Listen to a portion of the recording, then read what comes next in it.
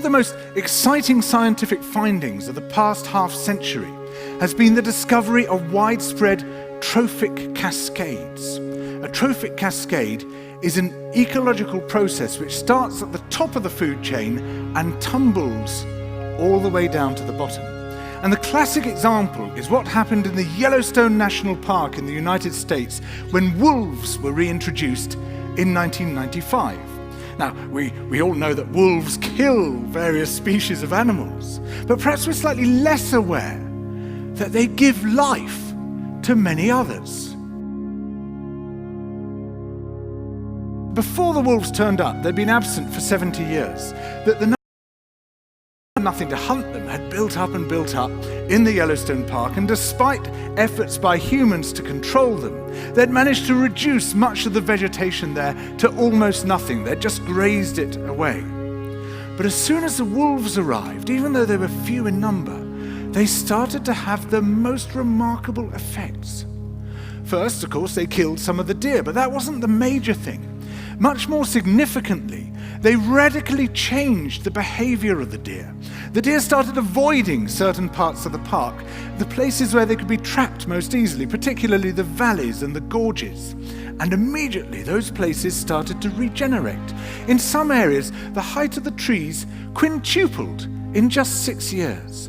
Bare valley sides quickly became forests of aspen and willow and cottonwood. And as soon as that happened, the birds started moving in.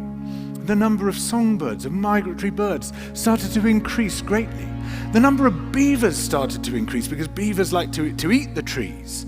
And beavers, like wolves, are ecosystem engineers. They create niches for other species.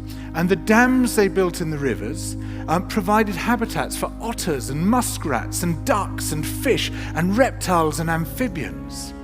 The wolves killed coyotes, and as a result of that, the number of rabbits and mice began to rise, which meant more hawks, more weasels, more foxes, more badgers. Ravens and bald eagles came down to feed on the carrion that the wolves had left. Bears fed on it too, and their population began to rise as well, partly also because there were more berries growing on the regenerating shrubs.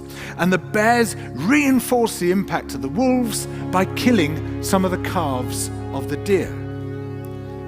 But here's where it gets really interesting. The wolves changed the behavior of the rivers. They began to meander less. There was less erosion. The channels narrowed, more pools formed, more riffle sections, all of which were great for wildlife habitats.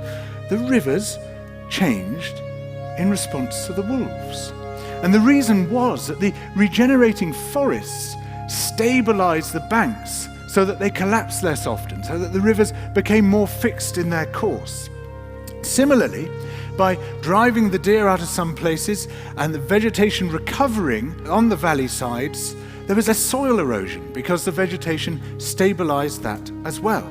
So the wolves, small in number, transformed not just the ecosystem of the Yellowstone National Park, this huge area of land, but also its physical geography.